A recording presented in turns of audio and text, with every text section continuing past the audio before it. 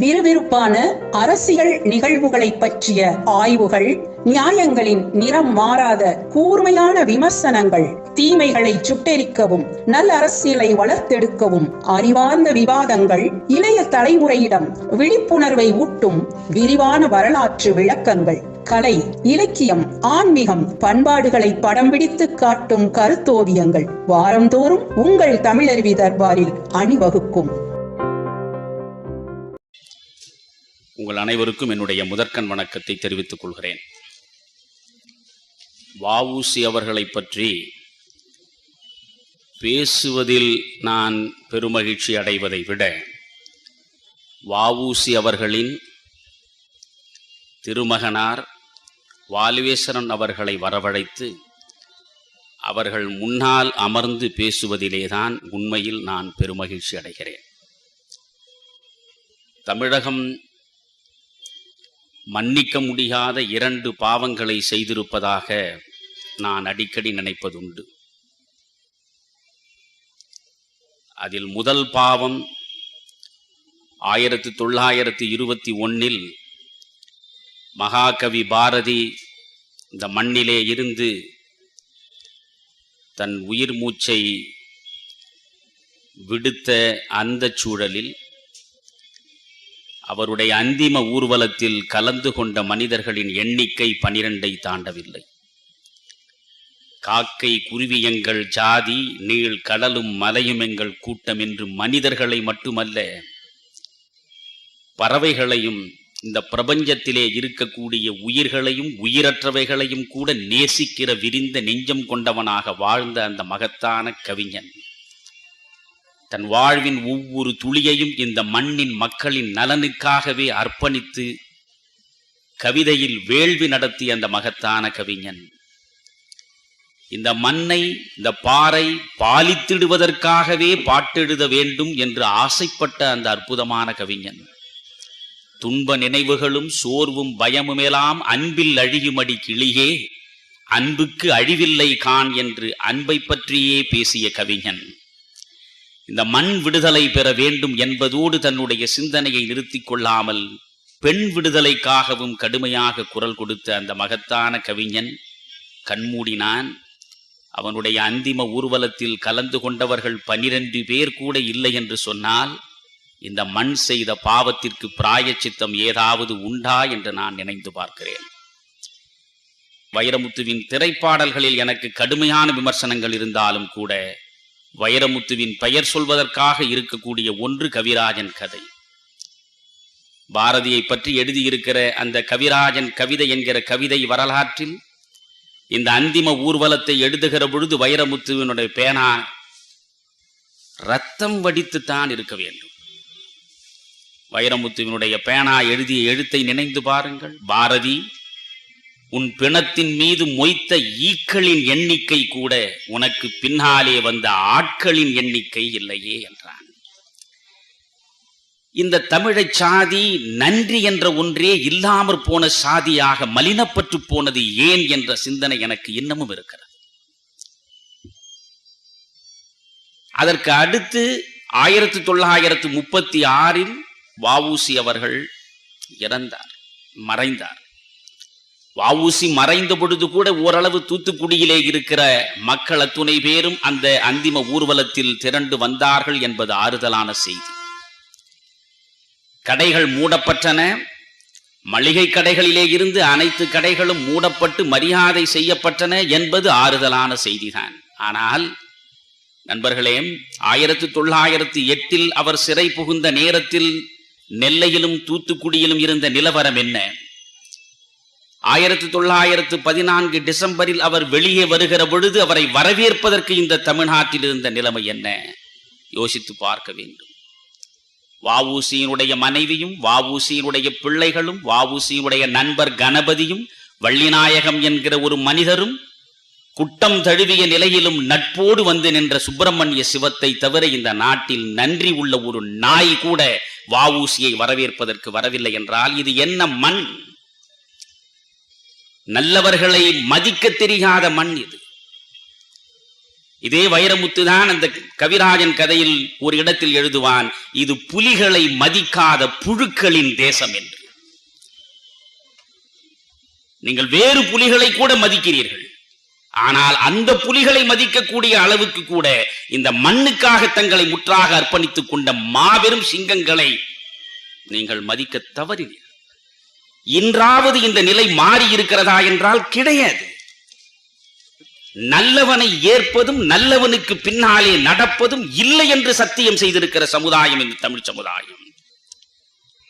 எவன் ஒருவன் இந்த மண்ணின் நலனுக்காகவும் மக்கள் நலனுக்காகவும் தன்னை முற்றாக அர்ப்பணித்துக் கொள்கிறானோ அவனை சமாதிக்கு அனுப்புகிற வரையில் ஓய்வதில்லை என்று முடிவெடுத்து அவனுக்கு அவமானங்களை மட்டுமே தருகிற, அவமானங்களை மட்டுமே வெகுமானமாக தருகிற ஒரு இழிந்த மண் இந்த மண். தமிழன் என்றொரு இனம் உண்டு, தனியே அவருக்கு ஒரு குணம் உண்டு என்று நாமக்கல்லான் சொன்னான். அது என்ன குணம்? நல்லவைகளை பாராட்டுகிற பண்பு இல்லாத ஒரு இனமாக இந்த தமிழ் இனம் இன்னும் எவ்வளவு காலம் இருக்க போகிறது என்ற கேள்விக்கான விடை தேடுகிற வேள்விதான் இது போன்ற தலைப்புகளில் நாம் பேச வருவது. நண்பர்களே, இவற்றை ஏன் பேச வேண்டும்? எனக்கு தெரியும், இதே மதுரையில் மகாபாரதம் சொற்பொழிவு நடத்தினால் இதைவிட 10 மடங்கு கூட்டம் அதிகமாக உட்கார்ந்து கேட்கிறது. மகாபாரதம் கேட்பதற்கு உங்கள் காதுகளை கொடுப்பதற்கு தயாராக இருக்கிறீர்கள். ராமாயணம் கேட்பதற்கு நீங்கள் தயாராக இருக்கிறீர்கள். கம்பன் கழகம் மேடை போட்டு கம்பன் நயங்களை சொன்னால் அதை கேட்பதற்கு நீங்கள் தயாராக இருக்கிறீர்கள். இதிகாசங்களை நீங்கள் கேட்க வேண்டும், நான் வேண்டாம் என்று சொல்லவில்லை. இதிகாசங்களை கேட்பதனுடைய நோக்கம் என்ன? 2000 ஆண்டு காலமாக இந்த தமிழ்நாட்டில் திரும்ப திரும்ப ராமாயணம் குறித்தும் மகாபாரதம் குறித்தும் மனிதர்கள் பேசிக்கொண்டே இருக்கிறார்கள், நீங்களும் கேட்டுக்கொண்டே இருக்கிறீர்களே. ராமாயணத்தை மகாபாரதத்தையும் இன்னமும் இந்த சமுதாயம் மறவாமல் படித்துக் கொண்டிருக்கிறதே, அது குறித்து நான் பாராட்டுகிறேன். மனித உறவுகளை மேம்படுத்துவதற்காக, பண்புகளை செழுமைப்படுத்திக் கொள்வதற்காக, உறவுகளை வலுப்படுத்துவதற்காக இந்த இதிகாசங்களை திரும்ப திரும்ப கேட்பதன் மூலம் நன்மை பயக்கும் என்றால் இந்த இதிகாசங்களை இன்னமும் நீங்கள் கேளுங்கள், திரளாக வந்து கூடி நின்று கேளுங்கள். ஆனால் இதிகாசங்களை கேட்பதற்கு வருகிற மக்கள், ஆன்மீக சொற்பொழிவை கேட்க வருகிற மக்கள், தங்களுடைய ஆன்ம நேயத்திற்காக வந்து நிற்கிற மக்கள் இந்த மண்ணை வளப்படுத்த வேண்டும் என்றால் சிறந்த மனிதர்கள் இந்த மண்ணில் பெருக வேண்டும் என்ற சிந்தனை முதலில் வர வேண்டும். அவ்வை என்ன சொன்னாள்? நாடா இருந்தால் என்ன, காடா இருந்தால் என்ன, மேடா இருந்தால் என்ன, பள்ளமா இருந்தால் என்ன, எங்கு உன்மேல் நடக்கும் மனிதர்கள் நல்லவர்களாக இருக்கிறார்களோ அங்குதான் நீ நன்றாக வாழ்கிறாய் மண்ணே என்றார். நாடாகொன்றோ காடாகொன்றோ அவலாகொன்றோ மிசையாகொன்றோ என்று வருகிற பாடலில் என்ன சொல்கிறாள்? எவ்வழி ஆடவர் நல்லை அவ்வழி நல்லை வாழிய நிலனே என்றாள். மண்ணின் பெருமை மண் மீது நடக்கக்கூடிய மனிதர்களின் பெருமை சார்ந்தது. எனவே மிகச்சிறந்த மகத்தான மனிதர்கள் பல்கி பெருக வேண்டும். இன்னமும் ஒரு வஉசியைத்தான் நாம் 2000 ஆண்டுகள் பேசிக் கொண்டிருக்க போகிறோமா?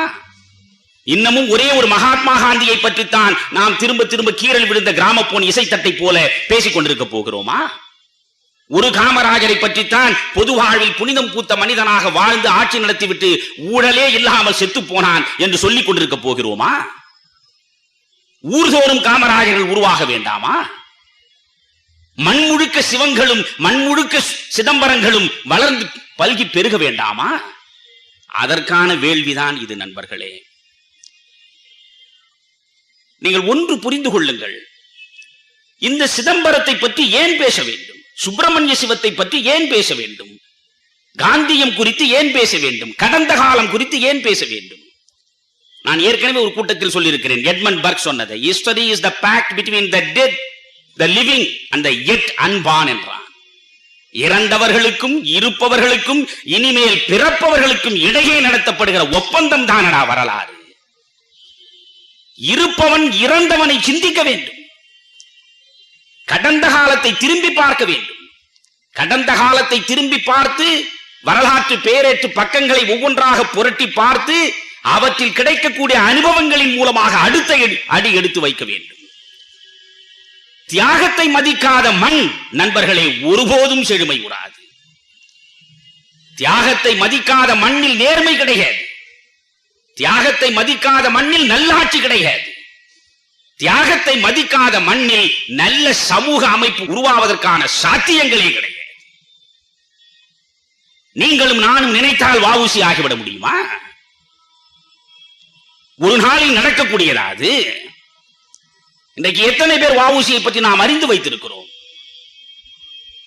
அந்த வஉசியினுடைய வரலாற்றில் ஆபரேட்டிவ் போர்ஷன் என்று ஆங்கிலத்தில் சொல்வது போல் எவற்றையெல்லாம் மக்களுக்கு கொண்டு போய் சேர்க்க வேண்டுமோ அவற்றை தன்னுடைய போக்கில் அழகாக சிலுவை அவர்கள் சொன்னார். கூறியது கூறல் என்பது கவிதை எழுதுகிற கவிஞனுக்குரிய குற்றம் அது. ஆனால் இது போன்ற மனிதர்களை பற்றி திரும்ப திரும்ப கூறிக்கொண்டே இருக்க வேண்டும். சொன்னதை திரும்ப திரும்ப சொல்லிக் கொண்டே இருக்க வேண்டும். என்றாவது ஒரு நாள் இந்த மண் நல்ல மனிதர்களை உருவாக்குவதற்கு கடந்த காலத்தில் வாழ்ந்து முடிந்த நல்ல மனிதர்களை சிந்தித்து பழகுகிற சூழல் உருவாக வேண்டும். வாரிசு அரசியலை பற்றி நான் அதிகமாக பேச விரும்பவில்லை. கைப்புண்ணுக்கு எதற்கு கண்ணாடி? ஆனால் வாலேஸ்வரன் அவர்கள் இருக்கிற திசை நோக்கி இந்த மண் தொழ வேண்டும் என்கிறேன். மகாத்மா காந்தி மனிதருள் மகாத்மா. மகாத்மா காந்திக்கு பிறந்த மக்கள் செல்வங்களிலே கூட ஒன்று எந்த மதுவிலக்கு இந்த மண் முழுவதும் இருக்க வேண்டும் என்று மகாத்மா காந்தி வேள்வி நடத்தினாரோ அந்த மது அரக்கனின் மடியிலேயே மயங்கி கிடந்தான் என்பது வரலாறு. மகாத்மா பெற்ற பிள்ளைகளிலேயே ஒரு பிள்ளை நல்ல பிள்ளையாக வளர முடியாமல் போய்விட்டது. ஆனால் வஉசி பெற்ற பிள்ளைகளில் ஒரு பிள்ளையாவது வஉசியின் பெயர் கெடுத்ததாக வரலாறு கிடையாது. ஒரு பிள்ளையும் வஉசியின் நற்பெயரை கெடுத்து விடவில்லை. தந்தைக்கு தனயன் செய்கிற மகத்தான உதவி என்ன வேறொன்றும் இல்லை. அந்த தந்தை எடுத்து வைத்து விட்டு போன பெயரை கெடுத்து விடாமல் பார்த்து கொண்டாலே அந்த தந்தைக்கு செய்த பெரிய உதவிதான். தந்தை புகழுக்குரியவன் என்றால் அந்த புகழை எப்படியாவது விலை பேசி விற்று தன்னுடைய வாழ்வை வளப்படுத்திக் கொள்ள வேண்டும் என்று சிந்திக்கிற சமுதாயத்தில் அந்த தந்தையினுடைய பெருமைக்கு எள்ளளவும் பங்கம் வந்துவிடக் கூடாது என்று கருதி வாழ்க்கையே ஒரு தூய அறமாய் வாழ்ந்து காட்டுகிற பண்பு எல்லா வாரிசுகளுக்கும் வந்து வாய்த்து விடாது. அப்படிப்பட்ட வாலேஸ்வரன் அவர்களை உட்கார வைத்துக் கொண்டு நாம் வஉசியை, சுப்பிரமணிய சிவத்தை சிந்திக்கிறோம். மேலை நாட்டு இலக்கியங்களை எடுத்து பார்த்தால் ஷெல்லியையும் கீட்ஸையும் இரட்டை கவிஞர்கள் என்று சொல்வார். அவர்களுக்கு இலக்கிய இரட்டையர்கள். அதே போன்றுதான் தமிழ்நாட்டில் பாரதியும் பாரதிதாசனும் ஷெல்லி கீட்ஸ் மாதிரி தமிழ் இலக்கிய உலகம் கண்ட இலக்கிய இரட்டையர்கள். அதுபோல் அரசியலில் பார்த்தால் நண்பர்களே, சத்தியமூர்த்தி காமராஜருக்கு இடையே அந்த தொடர்பு இருந்தாலும் கூட சத்தியமூர்த்தியையும் காமராஜரையும் அரசியல் இரட்டைகள் என்று சொல்ல முடியாது. சத்தியமூர்த்தியை ஆசானாக வைத்துக் கொண்டு அவருடைய சீடராக காமராஜ் கைபிடித்து நடந்தார். ஆனால் வஉசியும் சுப்பிரமணிய சிவமும் பார்த்தால் வஉசியும் சுப்பிரமணிய சிவமும் சக நண்பர்களாய் ஒருவரோடொருவர் தோள் உரச ஒருவரை ஒருவர் தியாகத்தில் விஞ்சுவதற்காக வாழ்க்கையை வேள்வியாக மாற்றிக்கொண்ட மகத்தான இரட்டையர். நான் முன்பு பெரியாரை பேசுகிற போது சொன்னேன், பெரியாரை விட்டுவிட்டு காமராஜரை பற்றி பேசினால் அவனுக்கு காமராஜரை முழுமையாக தெரியாது என்று எப்படி பொருளோ அப்படித்தான் வஉசியை விட்டுவிட்டு சிவாவை நீங்கள் சிந்திக்க முடியாது, சிவாவை விட்டுவிட்டு வஉசியிடம் நீங்கள் வரவே முடியாது. அந்த அளவுக்கு அரசியலில் இரண்டர கலந்து பணியாற்றியவர்கள் ரெண்டு பேருமே வறுமையில் வாடியவர்கள். வறுமையின் கொடுமை முழுவதையும் வாழ்வின் அந்திமத்திலே அனுபவித்து விட்டு சென்றவர்கள். ரெண்டு பேருக்கு பின்னாலும் தமிழகம் வந்து நிற்கவில்லை. அந்த நிலை இனியும் தொடரக்கூடாது என்பதற்காகத்தான் திரும்ப திரும்ப சொல்கிறேன். ஒட்டப்பிடாரத்தில் வஉசி பிறந்தார். ஒன்று புரிந்து கொள்ளுங்கள், கோவில்பட்டி தாலுகா, ஒரே தாலுகாவில் ஒரு 5-6 மைல் சுற்றளவுக்குள்ளே மகத்தான 3 தியாக நெருப்புகள் சுடர்விட்டு பெருங்கடலாய் பிரகாசித்தன என்றால் இந்தியாவில் சுதந்திர வேள்வி நடத்திய வரலாற்றில் இதற்கு இணை சொல்ல நீங்கள் வேறு யாரையும் பார்க்க முடியாது. அந்த இடத்தில் பாஞ்சாலங்குறிச்சியில், கோவில்பட்டி தாலுகாவிலேதான் பாஞ்சாலங்குறிச்சியில் கட்டபொம்மன் இருந்தான். முதல் இந்திய சுதந்திர போருக்கு குரல் கொடுத்தான் என்று சொல்கிறோம். அவன்தான் வெள்ளையனை வெளியேற்றுவதற்கு முதலில் உரிமை குரல் கொடுத்தான் என்று. அந்நியனுக்கு வரி கொடுக்க முடியாது என்று கருதுகிற உள்ளம் இருந்ததே, அதை எதிர்த்து கலக கொடி தூக்குகிற எண்ணம் இருந்ததே, அதை முதலில் அவன்தான் காட்டினான் என்று சொல்கிறோம். அதற்கு முன்னாலேயே பூலித்தேவன் காட்டினான் என்பது வரலாறு. அதை பின்னொரு நாளில் சிந்திக்கலாம். ஆனால் வீரபாண்டிய கட்டபொம்மன் வெள்ளையனுக்கு எதிராக வேள்வி நடத்தினான், தூக்கு கயிற்றில் தொங்கினான். அந்த பாஞ்சாலங்குறிச்சிக்கு பக்கத்திலேதான் எட்டயபுரத்தில் பாரதி பிறந்தான். இந்த பாரதி பாட்டு திறத்தாலே இவ்வையகத்தை பாலித்திட வேண்டும் என்று கருதினான். தமிழில் இருக்கக்கூடிய 247 எழுத்துக்களையும் ஆயுத எழுத்துக்களாக மாற்றி வெள்ளையனுக்கு எதிராக அவன் பிரயோகப்படுத்தினான். அதற்கு பிறகு ஒட்டப்பிடாரத்தில் வ.உ.சி.யை பார்க்கிறோம். 10 மைல் சுற்றளவுக்குள்ளே 3 மகத்தான தேசிய வேள்வி நடத்திய வீரர்களை அந்த மண் சந்தித்திருக்கிறது. ஒட்டப்பிடாரத்தில் 1872 வ.உ.சி. அவர்கள் பிறந்தார். நண்பர்களே, வ.உ.சி.யினுடைய பெரிய தந்தை வழக்கறிஞர், வ.உ.சி.யினுடைய பாட்டனார் வழக்கறிஞர். வழக்கறிஞர் குடும்பம் அது. தலைமுறை தலைமுறையாய் வழக்கறிஞர் தொழில் பார்த்த அந்த குடும்பத்திலே வந்து வழக்கறிஞராக வளர்ந்த வ.உ.சி. தான் வழக்கறிஞர் சங்கத்தையே இந்த தேச வேள்விக்காக இழந்து நின்றார். அதையும் சேர்த்து சிந்தியுங்கள். திண்ணை பள்ளிக்கூடத்திலே தான் வ.உ.சி. படித்தார். வ.உ.சி. திண்ணை பள்ளிக்கூடத்தில் படித்தார், என்சுவடி படித்தார், நீதி நூல்களை படித்தார். நீதி வழுவாமல் வாழ வேண்டும் என்று முடிவெடுத்து வளர்ந்தார். அதற்கு பிறகு அவருடைய உயர்நிலைப் பள்ளி கல்வியெல்லாம் தூத்துக்குடியிலே நடந்தது. பிறகு அவர் வழக்கறிஞராக அதற்குரிய படிப்பை படிப்பதற்கு முன்னால் அந்த கோவில்பட்டி தாலுகாவில் ஒட்டப்பிடாரத்தின் அலுவலகத்தில் குமாஸ்தா வேலை ஓரிரு மாதம் செய்திருக்கிறார். இந்த குமாஸ்தா வேலையே போதும் என்று அவர் கருதி இருந்தால் இன்றைக்கு வ.உ.சி.யை பற்றி பேச வேண்டிய வாய்ப்பே நமக்கு வந்திருக்காது. வாழுகிற காலத்தில் எவன் வலிகளை தாங்கிக் கொண்டு தியாகங்களை செய்தானோ அவனால் தான் வரலாறாக மாற முடியும். வாழுகிற காலத்தில் எத்தனை வலிகளையும் தாங்கிக் கொள்ள வேண்டும். அதைத்தானே திரும்ப திரும்ப பேசுகிறோம். வலிகளை, உலியின் வலியை தாங்கிக் கொண்டால்தான் கல்லே நீ சிற்பமாக முடியும். இல்லாமற் போனால் காலம் முழுவதும் நீ வெறும் கல்லாய் மட்டுமே காட்சி தருவாய். வெறும் கல்லாய் கிடந்தால் அதில் வலி இல்லை, ஆனால் கல் சிற்பமாவதற்கான வழி இல்லை.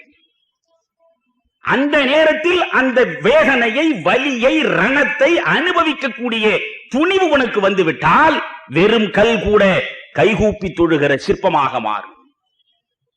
எனவே இந்த வ.உ.சி.யை போன்றவர்கள், சுப்பிரமணிய சிவம் போன்றவர்கள் தொடர்ந்து வாழ்க்கை கொடுத்த வலிகளை நெஞ்சம் முழுவதும் தாங்கி ரணமாகி போனவர்கள். அதனால் இன்று வரலாறாக மாறியவர்கள்.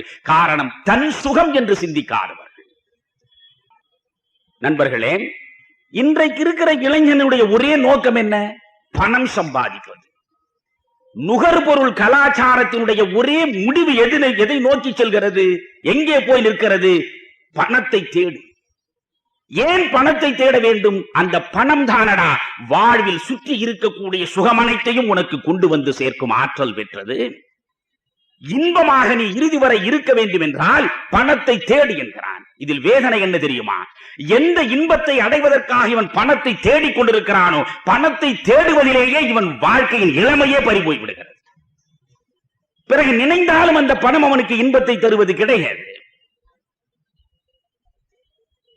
When wealth accumulates, men decay என்றான் கோல்ட்ஸ்மித். எங்கே செல்வம் குவிகிறதோ அங்கே மனிதம் சீரழிகிறது. அதனால்தான் காந்தியம் சொல்கிறது, நாகரிகத்தின் நல்லடையாளம் எது? மகாத்மா சொன்னார், தேவைகளை குறுக்கிக் கொள்வதிலேதான் நாகரிகத்தின் நல்லடையாளமே இருக்கிறது என்றார். தேவைகளை பெருக்கிக் கொள்வதில் அல்ல.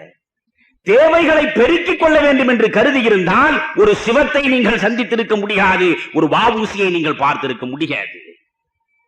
தன்னுடைய தேவைகளை குறைத்துக் கொள்வது, மனித சமூகத்திற்காக தன்னை முற்றாக அர்ப்பணித்துக் கொள்ளுகிற பொழுது தன் குடும்பம், தன் பிள்ளை, தன் வாழ்வு என்று சிந்திக்கவே முடியாது. அதனால்தான் எல்லாரும் வஉசிகளாய் சிவங்களாய் மாற முடியாமல் நாம் சிலந்தி வலையில் சிக்கி சீரடிந்து கொண்டிருக்கிறோம். நினைத்திருந்தால் வஉசி ஒரு சிறந்த வழக்கறிஞராக இருந்திருக்கலாம். கிரிமினல் வழக்குகளில் வாதாடுவதில் மிகப்பெரிய வெற்றியை வஉசி இளமையிலேயே பெற்றார். அவரை தேடி வழக்குகள் ஒட்டப்பிடாரத்திலேயே வந்தன. அது ஒரு சப் மேஜிஸ்ட்ரேட் கோர்ட். அது அந்த கோர்ட்டில் அவருடைய தந்தை உலகநாதம் பிள்ளையும் வழக்கறிஞராக இருந்தவர். மகனும் அந்த இடத்திற்கு வந்தார். இன்னொன்று புரிந்து கொள்ளுங்கள், நல்லார் ஒருவர் உளரேல் அவர் பொருட்டு எல்லாருக்கும் பெய்யும் மழை என்றாள் அவ்வை. அந்த ஒட்டப்பிடாரத்தில் தன்னுடைய மகனுக்கு ஆங்கில கல்வியையும் சேர்த்து கொடுக்க வேண்டும் என்று வஉசியினுடைய தந்தை உலகநாதம் பிள்ளை ஆசைப்பட்டார். அங்கே ஒரு ஆங்கில பள்ளியும் இல்லை. தன் பிள்ளை ஆங்கிலம் கற்க வேண்டும் என்பதற்காகவே ஒட்டப்பிடாரத்தில் ஒரு ஆங்கில பள்ளியையே அவர் கட்டினார். அதனால் அந்த ஊரே ஆங்கிலத்தை கற்பதற்கான ஒரு வாய்ப்பையும் அவர் உருவாக்கினார். கொஞ்சம் யோசியுங்கள், தன்னுடைய பிள்ளை ஆங்கிலம் கற்க வேண்டும் என்பதற்காக ஒரு ஆங்கில பள்ளியையே கட்டுகிற அளவுக்கு பொருளாதார செழிப்பிருந்த குடும்பத்தில் பிறந்த வஉசிதான் இந்த மண்ணுக்காக விடுதலை வேள்வி நடத்தியதன் விளைவாய் அடுத்த வேளை சோற்றுக்கு வகை தேடி பெரம்பூரிலும் சிந்தாதிரி பேட்டையிலும் மளிகை கடை வைத்து முயன்று, எண்ணெய் கடை வைத்து முயன்று வாழ்க்கையின் வறுமை பள்ளத்தில் விழுந்து கிடந்த வரலாற்றை பார்க்கிறோம். நினைந்து பார்க்க வேண்டும் நண்பர்களே. அந்த வஉசி ஒரு சிறந்த வழக்கறிஞராக வந்தார். சிறந்த வழக்கறிஞர்கள் நானும் வழக்கறிஞராக தொழில் பார்த்துவிட்டு விடைபெற்றுக் கொண்டவன் தான். மகாத்மா காந்தி வழக்கறிஞராக இருந்தவர் தான். வழக்கறிஞர்களை பற்றி மிக கடுமையான விமர்சனங்களை மகாத்மா காந்திக்கு இணையாக எவனும் வைத்தது கிடையாது. இந்த நாடு கெட்டு குட்டிச்சுவராக போனதில், பண்பாடு பாழ்பட்டு போனதில் கணிசமான பங்கீடு யாருக்கு உண்டென்றால் மரியாதைக்குரிய வழக்கறிஞர்களுக்கு உண்டு. வழக்கறிஞர் சொல்வதில்லையா, நீ கொலை செய்து விட்டு வா, உன்னை வெளியே கொண்டு வருவதற்கு நான் இருக்கிறேன். இது நீதி எந்த திசை நோக்கி போகிறது, மனிதன் எப்படி போகிறான் என்பதற்கு சொல்கிறேன். ஆனால் தன்னிடம் வந்திருக்கக்கூடியவன் தவறான வழக்கை கொண்டு வந்திருக்கிறான், இவன் குற்றவாளிதான், ஆனாலும் தன்னை நிரபராதி போல் நடித்து தன்னை காப்பாற்றிக் கொள்வதற்கு நீதியின் துணையை நாடி தன்னிடம் வந்திருக்கிறான் என்று தெரிந்தால் வஉசி அந்த வழக்கை தொடுவது கிடையாது. காந்தியும் தொட்டது கிடையாது. வஉசி எந்த அளவுக்கு இருந்தார் இப்பொழுது சொல்கிறேன். நான் கண்டெம்ப்ட் ஆஃப் கோர்ட் என்று சொன்னாலும் கூட கவலைப்படவில்லை. பல வழக்கறிஞர்கள் தங்களுடைய திறமையின் மூலமாக தீர்ப்பு பெறுவதே கிடையாது. அது பேக்டோர் பாலிசி என்றே ஒன்று வைத்திருக்கிறார்கள். நீதிமன்றத்தில் அமரக்கூடிய நீதிபதிகளின் முதுகை பின்னாலே சொரிந்து கொடுப்பது என்பது ஒரு கலை. அதற்கென்று ஒரு விலை. அந்த விலையை ஒழுங்காக தருகிற கலையை நீ நன்றாக படித்து விட்டால் சட்டம் படிக்க வேண்டிய அவசியம் இல்லாமலே கோடீஸ்வரன் ஆவதற்கான வாய்ப்பு இந்த மண்ணில் இருக்கிறது. ஆனால் அங்கே இருந்த சப் மேஜிஸ்ட்ரேட், அந்த சப் மேஜிஸ்ட்ரேட் ஒரு வழக்கில் லஞ்சம் பெற்று தீர்ப்பு வழங்கினான் என்பது வஉசியின் பார்வைக்கு வந்து சேர்ந்தது. அந்த சப் மேஜிஸ்ட்ரேட் லஞ்சம் வாங்கியதை எதிர்த்து வழக்கு தொடுத்து நிரூபித்து சப் மேஜிஸ்ட்ரேட்டையே வீட்டிற்கு அனுப்பியவர் வஉசி. மேஜிஸ்ட்ரேட் தயவு இருந்தால்தான் வாழ்வு நடக்கும் என்று கருதுகிற வழக்கறிஞர்கள் சிந்திக்க வேண்டிய இடம் இது. ஆனால் அந்த சப் மேஜிஸ்ட்ரேட் லஞ்சம் பெற்றான் என்று தெரிந்ததும் மேஜிஸ்ட்ரேட்டுக்கு எதிராக வழக்கு தொடுத்து மேஜிஸ்ட்ரேட்டை வீட்டுக்கு அனுப்பினார். அரசு அதிகாரிகள் லஞ்சம் பெற்றது அவருடைய கவனத்துக்கு வருகிற பொழுது அதிகாரிகளுக்கு எதிராக வழக்கு தொடுத்து அவர்களுக்கு சிறை தண்டனை வாங்கி கொடுத்தார்.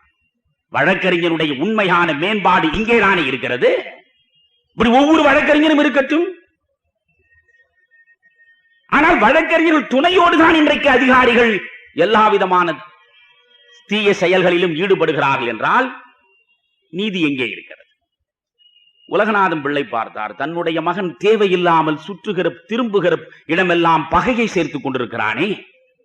இந்த அதிகாரிகளும் இந்த நீதித்துறையும் சேர்ந்து வஉசியை இளமையிலேயே சிதைத்து விட்டால் என்ன செய்வது என்று அஞ்சி வற்புறுத்தி தூத்துக்குடிக்கு அனுப்பிவிடுகிறார். தூத்துக்குடிக்கு வஉசி வந்தார். நண்பர்களே, தூத்துக்குடியில் வ.உ.சி மிகப்பெரிய வழக்கறிஞராக வளர்ந்தார். நான் அடிக்கடி சொல்வேன், வ.உ.சி என்கிற தனி மனிதன் மற்றும் நினைத்திருந்தால் தன்னுடைய அறிவை, தன்னுடைய சட்ட அறிவை பயன்படுத்தி கத்தை கத்தையாக ரூபாய் நோட்டுகளை சம்பாதித்து அதிலேயே மெத்தை போட்டு படுத்து புலகாங்கிதம் அடைந்திருக்கலாம். ஆனால் செய்யவில்லை அந்த மனிதன். இந்த வ.உ.சி செய்த செயல் என்ன? நண்பர்களே, 1885 இந்திய தேசிய காங்கிரஸ் உருவானது என்று உங்களுக்கு தெரியும். 1872 வ.உ.சி பிறந்தார். 1893 காங்கிரஸ் பிறந்த 8 ஆண்டு காலத்திலேயே அந்த காங்கிரஸ் இயக்கத்தின் மீதும் திலகரின் மீதும் அவருடைய கவனம் திரும்பியதை அவரே பதிவு செய்திருக்கிறார். அதற்கு பிறகு 1898 சென்னையில் காங்கிரஸ் மாநாடு கூடுகிறது. சென்னையில் கூடுகிற காங்கிரஸ் மாநாட்டில் பங்கேற்பதற்காகவும் அந்த காங்கிரஸ் மாநாட்டின் பொருளாதார சிரமங்களை பகிர்ந்து கொள்வதற்காகவும் ஒட்டப்பிடாரத்திலே வ.உ.சி கூட்டம் போடுகிறார். இதில் 2 விஷயம் புரிய வேண்டும். பம்பாயில் 1885 தொடங்கப்பட்ட இந்திய தேசிய காங்கிரஸ் 1898 13 ஆண்டு கால இடைவெளிக்குள்ளேயே எங்கோ இருக்கிற தென்னிந்திய பகுதியின் ஒட்டப்பிடாரத்திற்கு வரை காங்கிரஸ் பேரியக்கம் வந்து சேர்ந்திருக்கிறது என்பது ஒரு அதிசயம். காங்கிரஸ் குறித்த சிந்தனை ஒட்டப்பிடாரம் வரை ஓடி வந்திருக்கிறது. அது ஒரு அதிசயம். அந்த காங்கிரஸ் மாநாடு நடக்கிற பொழுது அதில் தன் பங்களிப்பு இருக்க வேண்டும் என்று வ.உ.சி 1898 கருதுகிறார். அதற்கு பிறகு திலகரின் பக்கம் அவர் போய் நின்றார். கடைசி வரை திலகரின் சீடராய் அவர் நின்றார். அதனால்தான் மகாத்மா காந்தி என்கிற மாபெரும் வெள்ளம் பெருக்கெடுத்து பிரவாகமாய் ஓடுகிற பொழுது அந்த வெள்ளத்தோடு சேர்ந்து அத்துணை தேச தலைவர்களும் ஓடுகிற நிலையில் தானும் சேர்ந்து ஓட விரும்பாமல் அதை எதிர்த்து அரசியலில் வீழ்ந்து போனார். அவர் லட்சியத்தில் சமரசம் காணாத உள்ளம் வ.உ.சிக்கும் இருந்தது, சிவத்துக்கும் இருந்தது. வ.உ.சியும் சிவமும் சாகிற வரை திலகரின் சீடர்களாகத்தான் இருந்தார்கள். நண்பர்களே, இதற்கு பிறகு கடுமையாக வ.உ.சியினுடைய பங்களிப்பு என்று பார்க்கிற பொழுது 1905 வங்கப் பிரிவினை கர்சன் நிகழ்த்தினான் என்பது உங்களுக்கு தெரியும். அதுதான் இந்திய தேசிய சுதந்திர போராட்ட வரலாற்றில் ஒரு திருப்பு முனையை உருவாக்குகிறது. இந்துவையும் முஸ்லீமையும் பிரித்து வைத்தால்தான் இந்த தேசத்தில் காலம் உள்ளவரை, கடல் நீர் உள்ளவரை, கார் உள்ளவரை, காற்றுள்ளவரை நம்முடைய ஆட்சி நடக்கும் என்று வெள்ளைக்காரன் நினைத்தான். இன்றைக்கும் அரசியல் அதிகாரத்தில் போய் அமர வேண்டும் என்றால் இந்த இந்துக்களையும் முஸ்லிம்களையும் பிரித்து வைத்தால்தான் நம்முடைய காரியம் நடக்கும் என்று நினைப்பவர்கள் இன்றும் இருக்கிறார்கள். ஆனால் இந்து ஒரு இந்துவா இல்லாமல், முஸ்லீம் ஒரு முஸ்லீமா இல்லாமல், இந்துவும் முஸ்லீமும் இந்தியர்களாயிருந்த நேரம் அது. அதனால்தான் 1905 வங்க பிரிவினை மதத்தின் பேராலே நிகழ்ந்த பொழுது 2 சமயத்தை சார்ந்தவர்களும் எதிர்த்து கொடிபிடித்தார்கள். அந்நிய துணி பகிஷ்கரிப்பு என்றார்கள். சுதேசி இயக்கம் உருவெடுத்தது. வங்கத்திலேதான் தீவிரவாதிகள் வளர்ந்தார்கள், வன்முறை புரட்சியாளர்கள் வளர்ந்தார்கள் என்றால் இந்த வங்க பிரிவினை ஒரு காரணம். அந்த தீவிரவாதத்தின் பாதிப்பு திலகருடைய பாதிப்பு, அந்த திலகருடைய தீவிரவாத பாதிப்பு வ.உ.சியிடம் இருந்தது, பாரதியிடம் இருந்தது, சுப்பிரமணிய சிவத்திடம் இருந்தது. 1905 வங்க பிரிவினைக்கு பிறகு தீவிரவாதம் வளர்த்தெடுக்கப்பட்டது. 1906 கல்கத்தா காங்கிரஸ் நடக்கிறது. அந்த கல்கத்தா காங்கிரசிலேயே தீவிரவாதம் தலைமைக்கு வந்துவிடக் கூடாது என்று சுரேந்திரநாத் பானர்ஜியை போன்றவர்கள், பெரோசா மேத்தா போன்றவர்கள், அன்றைக்கு காங்கிரசே பெரோசோ மேத்தா என்கிற மிதவாதியினுடைய சட்டை பையிலும் சுரேந்திரநாத் பானர்ஜியின் சட்டை பையிலும் தான் சிக்கி கிடந்தது. இவர்கள் திரண்டார்கள். திலகரிடம் போய் இந்த தலைமை சேரக்கூடாது, காங்கிரஸ் என்பது தீவிரவாத முகத்தை பெறக்கூடாது, சட்டத்திற்கு உட்பட்டு வெள்ளை அரசுக்கு மனுக்களை கொடுத்து மயிலிறகால் முதுகு சொரிந்து சலுகைகளை பெறுவதுதான் காங்கிரசின் நோக்கமாக இருக்க வேண்டுமே தவிர நெருப்பு வேள்வியில் நீச்சல் பழகக்கூடாது என்று அவர்கள் கருதினார்கள். அதனுடைய விளைவு என்ன ஆயிற்று? 1907 சூரத் காங்கிரஸ் மாநாடு நடந்தது. அந்த சூரத் காங்கிரஸ் மாநாட்டில் தீவிரவாதிகள் தலைமை பொறுப்பை ஏற்றுவிடக் கூடாது என்பதற்காகத்தான் திலகருடைய கோட்டையாக இருந்த பூனாவில் அந்த காங்கிரஸ் மாநாட்டை நடத்தாமல் அவர்கள் சூரத்திலே கொண்டு போய் நடத்தினார்கள். சுரேந்திரநாத் பானர்ஜி, ஃபெரோஸ் ஷா மேத்தா போன்றவர்களும் சேர்ந்து தங்கள் கையிலே அதை தக்க வைத்துக் கொள்ள முனைந்தார்கள். லாலா லஜபதி ராய் என்கிற ஒரு அற்புதமான தீவிரவாத பற்று கொண்ட ஒரு தலைவனை அந்த காங்கிரஸ் மாநாட்டின் தலைவராக்க வேண்டும் என்று திலகர் முனைந்தார். திலகர் லாலா லஜபதி ராயை கொண்டு வர முனைந்தார். ஆனால் சுரேந்திரநாத் பானர்ஜியை தலைவராக கொண்டு வருவதற்கான முயற்சியில் மிதவாதிகள் ஈடுபட்டார்கள். அவர்தான் பிறகு தலைவராக வந்தார். மிதவாதிகளுடைய கை ஓங்கியது. திலகர் ஒரு தீர்மானத்தை கொண்டு வருவதற்கு கூட அவர்கள் இடம் கொடுக்கவில்லை.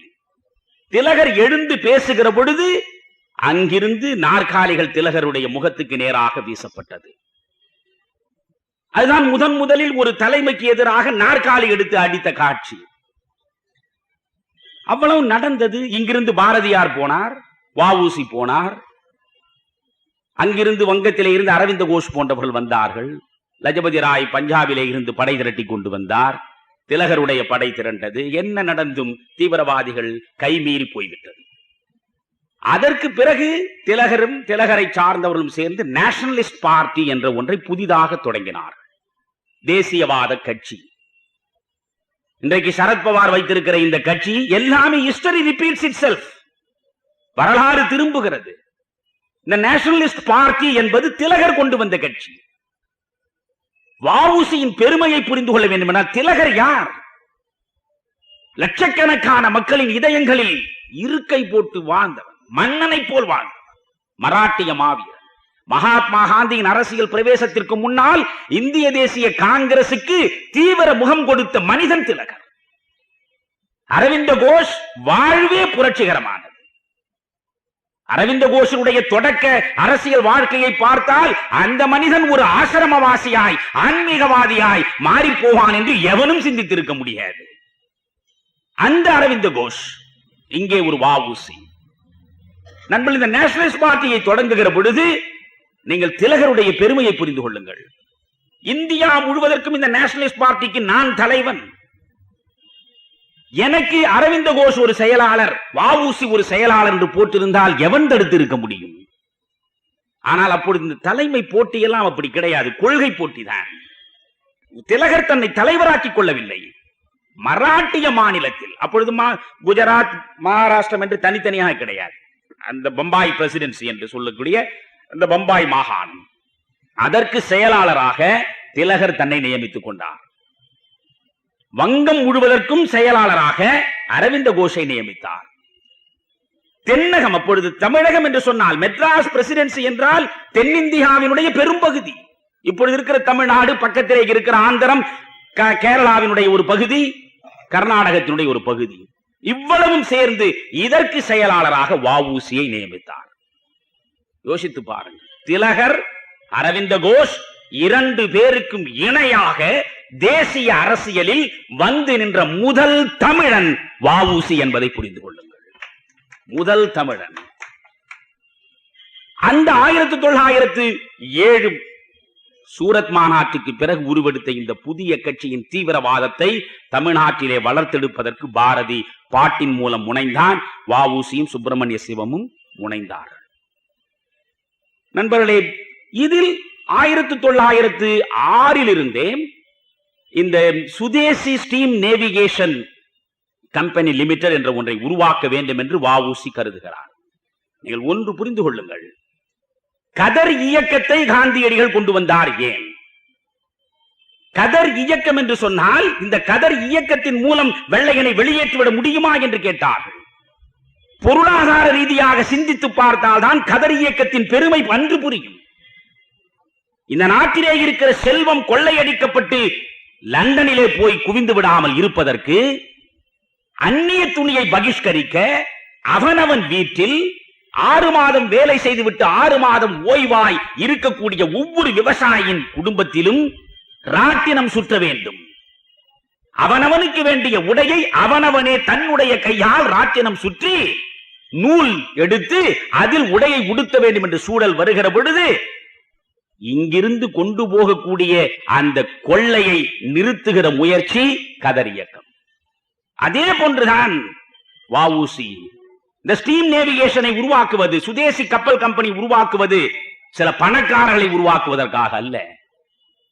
வெள்ளை ஏகாதிபத்தியத்தினிடமிருந்து அந்த லாபத்தை பிரித்தெடுத்து இந்த மண்ணில் இருப்பவன் அனுபவிக்க வேண்டும் என்று கருதினார்.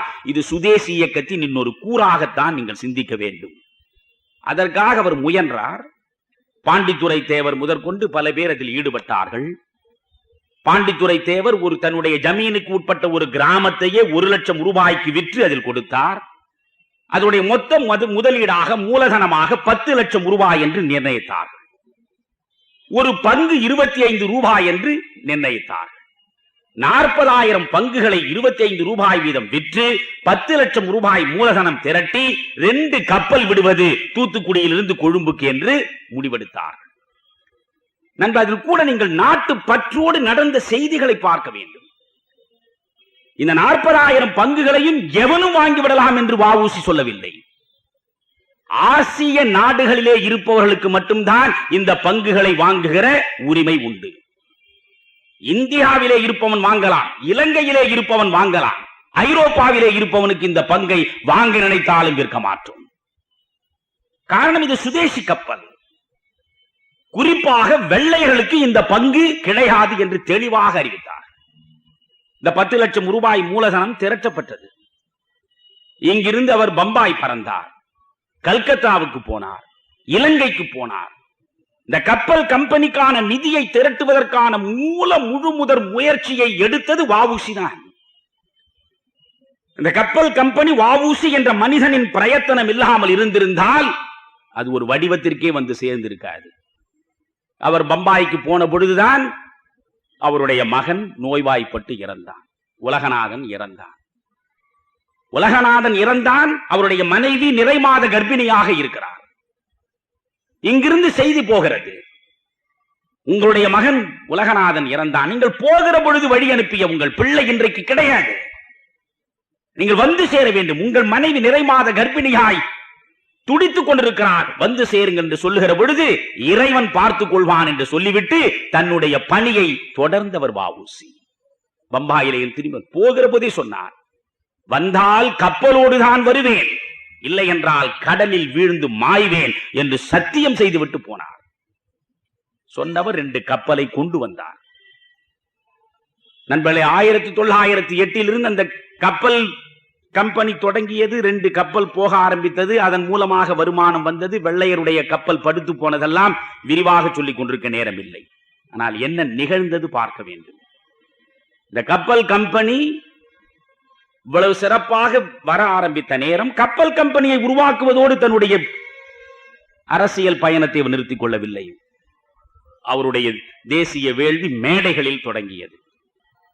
பிபின் சந்திர பாலர் சென்னைக்கு வந்தார். அவர் ஆந்திராவிலே வந்து பேசுவதற்கு வந்தார். அவருடைய பெருமைகளை கேள்விப்பட்டு பாரதி இங்கிருந்து போனான். அவனுக்கு அடுத்த வேளை சோற்றுக்கு அப்பொழுதே வழி கிடையாது.